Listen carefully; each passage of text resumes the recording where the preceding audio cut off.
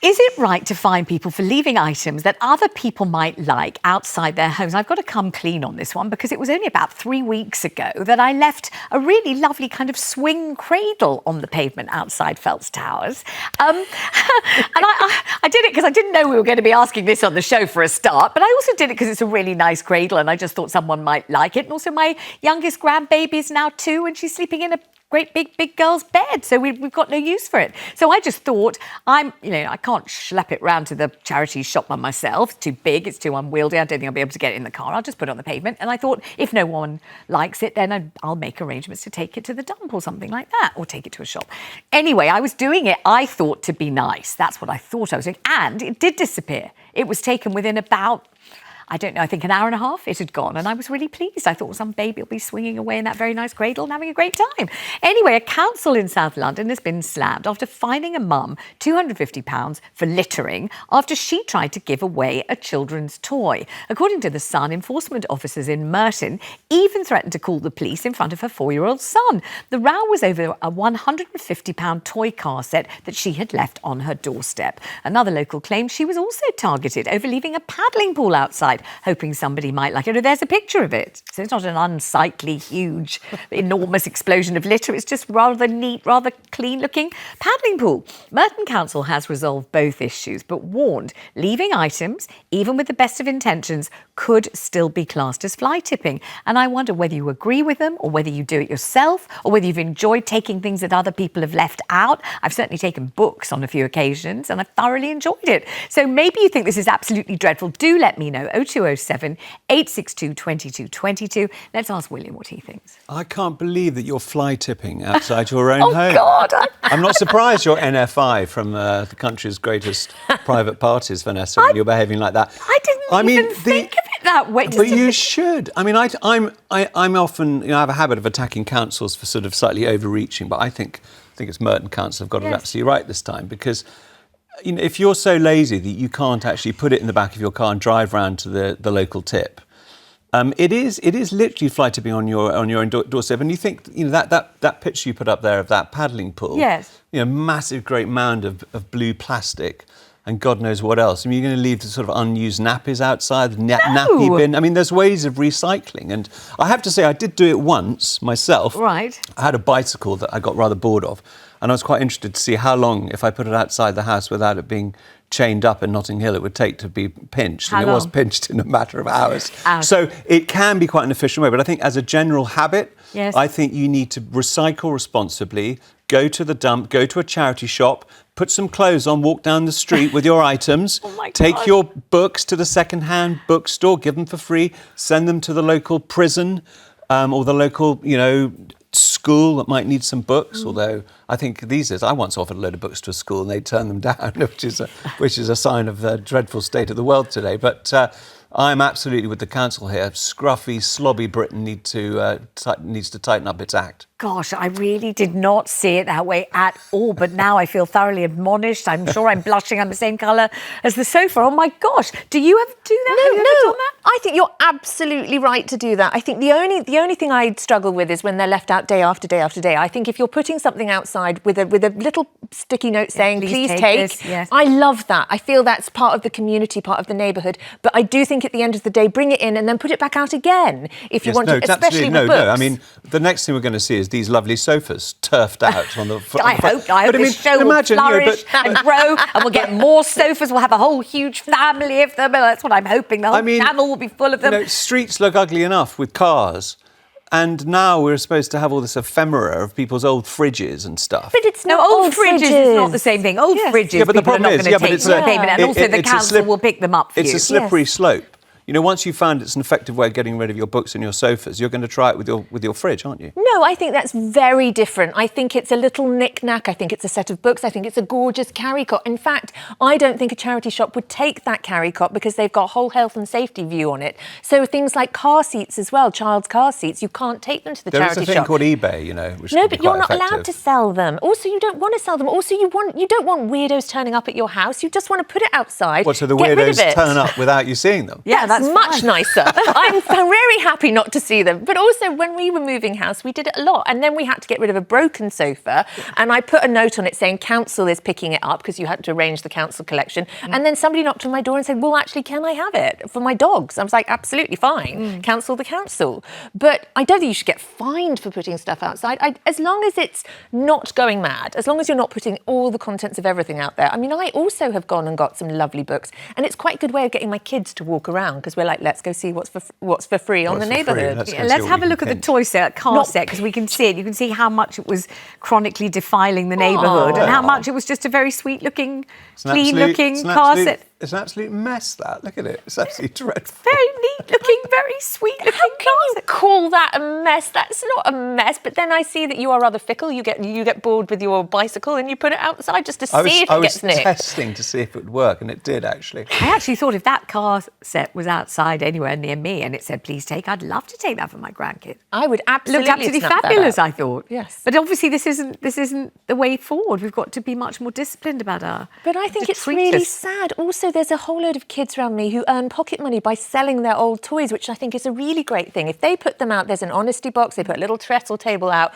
with a please take 50p per item. Are they going to get fined by the council? This is lovely sort of building a brilliant tradition in a child. You know where we're going with this? We're going towards childhood lemonade stands, aren't we? No. Where you sat out for ages with your jug of lemonade trying to sell it for, I remember why, but trying to sell it. Not long ago in Notting Hill, I went to see a friend, and I took a bottle of wine. I left it on the wall, went up the steps and knocked on the door. By the time the door was open, the bottle of wine had been pinched. So maybe they thought I was leaving that out for them. You're far too trusting to leave anything anywhere. I'd probably pinch that bottle of wine. Yeah. Leaves a bottle of wine on a wall. I've never heard of such a... That's even more outlandish than putting a cradle in the I went up to knock on the door. Yeah. Okay, and I didn't know if we were going out or staying in. But someone obviously thought that, it was Vanessa Feltz, or maybe it was your house. Please take this beautiful bottle of wine, this delicious, fragrant bottle of wine. Let's talk to Martin in the Rhondda. Hi, Martin. Oh, hi. Hi, Vanessa. How are you? What happened to you? You left a bike outside your house like William did? Yeah, what it was, like I say, when I was a young lad, I didn't have a lot. Because my mum didn't have a lot of money. She had to work for everything. And my dad, he had a good mum and dad. And we always did as best we could. And, of course, then I went to college. I went to university. I got a job as a physiotherapist. And I kept this bike, and I kept it in good condition. I oiled it, and I did it up again because I had 2 bikes of my own now, because obviously I could afford them. Yeah. But I left this bike now outside my front door, where the ash man comes along. But there was kids in the street going up and down because it was a school holidays. But then some of them didn't have bikes. So I put this bike out for one of them to have this bike. This is why I put it out. Yes. Because I was quite gladly for them to have the bike. And then, providing their parents would allow them to have the bike, then it was a lovely bike. Nothing, I didn't want no money for it. It was in excellent condition, and it was wasting. No. But I don't like to see children without. Oh, absolutely. I think that's a good intention, a nice inclination, a generous spirit, and a lovely caller. Thank you, Martin, very much. Lots of love. Let's go to Henrietta in London. Henrietta found something fabulous. What did you find, Henrietta? On my way home, Vanessa, I've managed to pick up a nice little table, and it's been very useful. I'm actually having lunch on it now. Are you sure? What does it look like? Can you describe the table so that we can imagine? First of all, describe the lunch, and then describe the table. The lunch was nothing that fantastic. It's just a bit of fish, just to keep me going for the rest of the day. Yeah. And the table itself is just a very small white table. Well, not that small, but it's big enough for 2 people.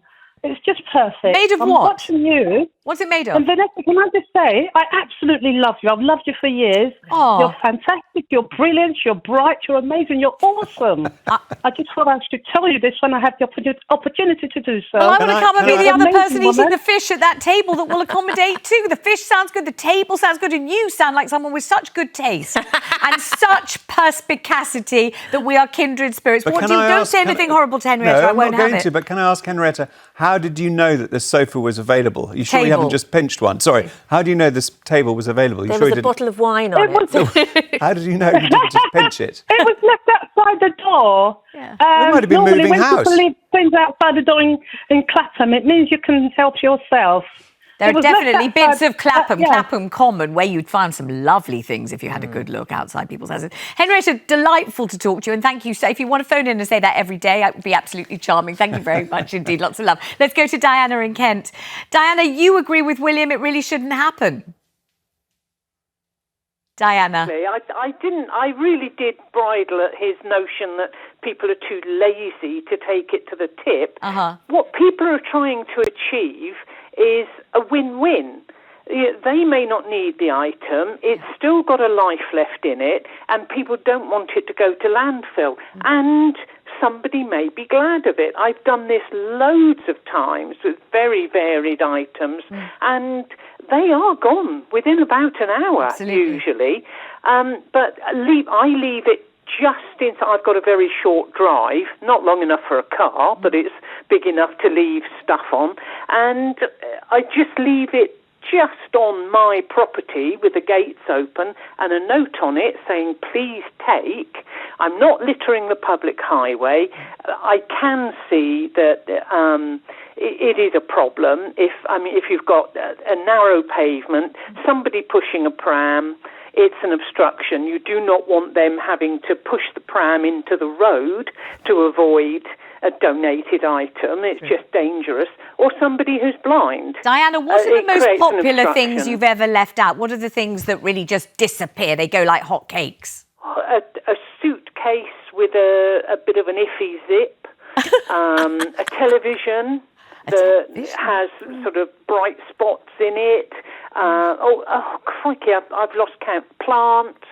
I'd love to get plants. Yes. A sofa, yes, on the drive, and various things. And I would much rather somebody get the use out of it. Gives me a nice warm glow, doesn't it? And you don't feel bad that you didn't, as William would say, bother to take it to the charity shop where the charity. He did. No. He said because you can't be bothered to put the thing into your car and drive it to the tip. Yeah. Well, you don't want it to go to the tip. You want it to be used by somebody. Yes. So, yes, William. And also, could I just say, just before I go, yes, I would really like to send very warmest wishes to Esther Ranson. Of course you can. I think right up until the end, she's campaigning. I remember her on That's Life in the 70s, which was a fun show, but they really tackled some serious issues that needed tackling, and I think she was marvellous. Oh, that's so lovely. I don't know Thank you. if your mum's watching or not, but make sure you tell her. She will be watching. I will make sure she watches. And thank you for agreeing with me and not William. Diana, thank you. Let's go to Diane in Northumberland. Diane, tell us what you decided to leave outside your door. Well, I'd found a sack of potatoes that I'd forgot. So when I looked in the bag, they all had grown. So I put 6 little boxes outside and put on a little note on the front. Free to good home, help yourself. So that they went away, and there was one went, and I thought, there's no more going to go. But when I went out later on, there was none left. Yeah. And then I got a little note through my front door saying, thank you very much for the potatoes. Nice. Well, I think that's delightful, isn't it, William? Mine are growing in buckets now. William, what's wrong with that? Yeah, no, it's a whole revelation. It's a whole subculture I didn't know existed. Yeah, and there could be a TV show in this, actually, isn't there? This is a TV show. You're on it. I know, but a whole show about people who are this whole recycling that's going on and the story of these items that are going from one house to the next and who's looking after them. There's something wonderful about that. Well, I've still got. In fact, I very often, film because I go to Jeremy Vine's show every morning and say what's coming up on this show from my house, and I've got this very pretty. It looks like a pale pink, sort of sweet. It's surprising it's pink, isn't it? And we found it in a skip. And my daughter Saskia, my younger daughter, remembers me very clearly saying, "Saskia, climb in the skip. Right, sit on that furniture. Stay there. Sit there. Just sit in the skip." And then we were. I used to when my older kids used to behave badly. I used to threaten that we'll put them in a cage at the bottom of the on the street, and then people would come and fetch them and Don't take them to a new home. As a child rearing. No, I never actually went. I never actually did it. Recommend that. Denise is on the line in Kent. Denise, do you think it's nice to leave things outside your house? Yes, I do, because we're in the situation now where a lot of people can't afford to buy anything. And I had a garden table, which nothing's wrong with it, because I had my garden redone and it's too big. And I left it outside my house and I said it's for free, and somebody's come along and picked that up. I had a lawnmower, which there was nothing wrong with it, and if it can give someone a turn, then why not? I don't class it as fly tipping at all. You know, it's good that we can help one another. There's my neighbour put some plant pots outside the house, and you know, some of the neighbours and people walk past, they've just picked them up. And if it's going to do them a turn, why not?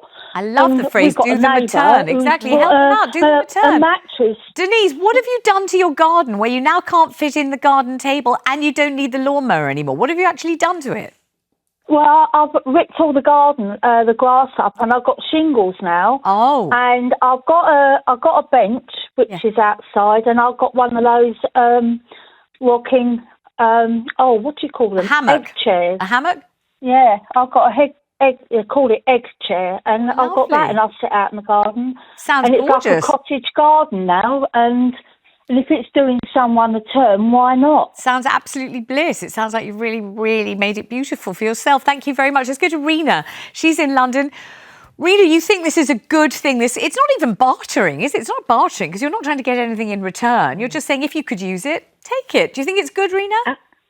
Absolutely. I usually like listening to William Sitwell, but I think he sounded like an absolute twit. And oh gosh, we must be polite. He's my guest, Rena. You've got to think of another way of describing. Even if you're right, and that's incredibly accurate, you can't say it because it's not nice. We've got to be polite, don't we? I said he sounds like. I didn't say he was. Oh, there you go. Not sure if that's all right or not. But tell me the sorts of things that you have left out, or the sorts of things that you have taken out from outside someone else's house. Yesterday, while I was clearing one of our kids' bedrooms, we put outside a high upholstered chair. Oh yeah. So it was like a high stool, and before we'd walked upstairs, it had gone. Exactly. Yeah. But what people who are complaining about it don't seem to understand, there are a lot of people who can't even afford charity shops. And I live in Barnet. It's not a particularly not wealthy borough, but there are people who are destitute. There are people who have so little. There are people living in accommodation, which maybe they're given, but then they don't have any furniture. Yeah, yeah. So this kind of subculture, as you call it, really is fulfilling a proper need. I think people assume it is because it actually is. And also, if it didn't work, people would stop doing it. If it was still there 2 weeks later, they wouldn't bother with it. Thank you very much, Rena, and thank you so much for all your calls on this.